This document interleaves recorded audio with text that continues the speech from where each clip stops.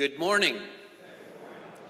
Welcome to the fourth Sunday of Advent and also the fourth week of our series that we're calling Your Best Yes.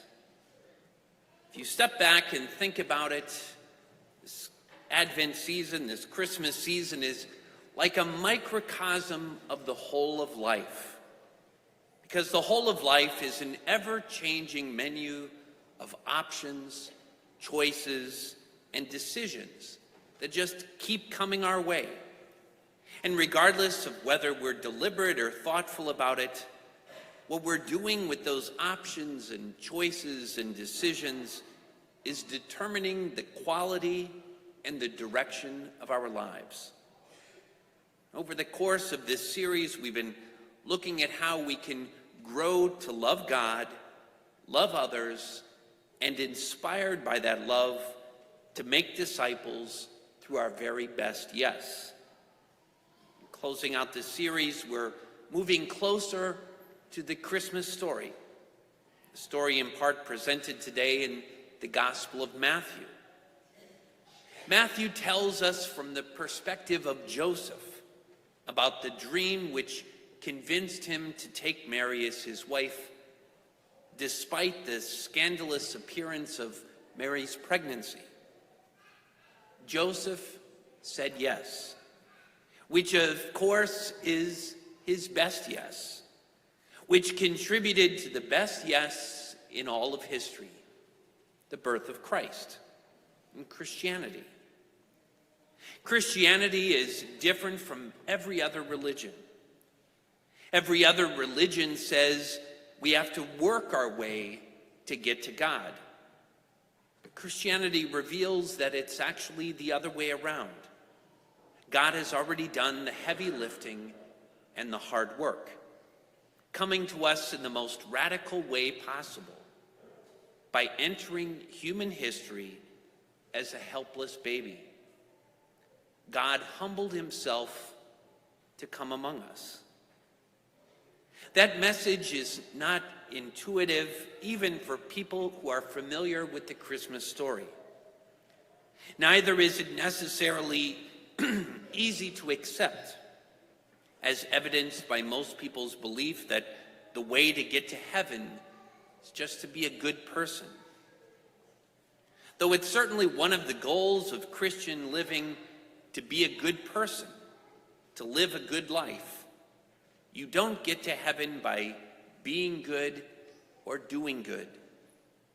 Our good is never good enough for the perfection of God.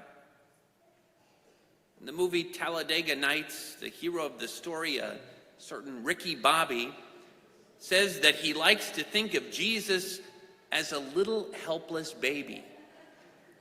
Well, little baby Jesus is the means of our salvation, but adult Jesus is the one who decided to offer himself for our sins. Salvation comes through Christ himself. We're building towards Christmas, but it's not the wood of the manger that we're saved by, but the wood of the cross. Salvation is about accepting Christ into our lives, repeating the same yes that Joseph did. So why do we exist? If Jesus did all the heavy lifting, what is it that I should be spending my time doing? Well, certainly being a good person, and then ultimately going that next step and becoming the one who advances the faith by introducing it to others. Of course, I understand and acknowledge that there are a few problems with the idea of sharing your faith. The first problem is that the people in our lives are not always as open to connecting with God as Joseph was. Besides, somehow it doesn't seem all the time appropriate. It can seem impolite. We're afraid of how others might respond, or we're unsure of what we should say. We don't have the tools or the skills to do it, not to mention the motivation. So what am I supposed to say or do? do what Joseph did. Be open to the message of God in serving and being part of that best yes. Knowing that serving others, helping others, opens up opportunities to influence them for Christ. Over the Christmas holidays, we have a unique opportunity to do both. This week, there will be opportunities to simply be present with people. And if we go in with the mindset that you want to introduce them to Christ, that opportunity may present itself.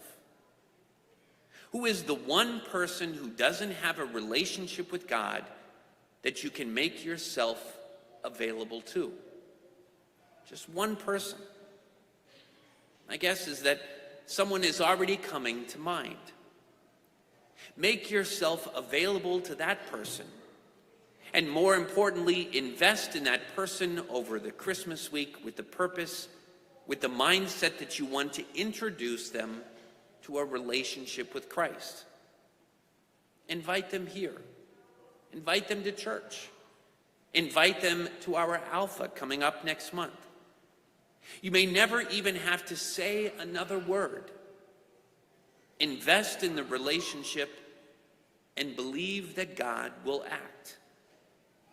When we spoke of discernment, consider that you're spending some time to improve the life of someone you care about might be the best use of your time.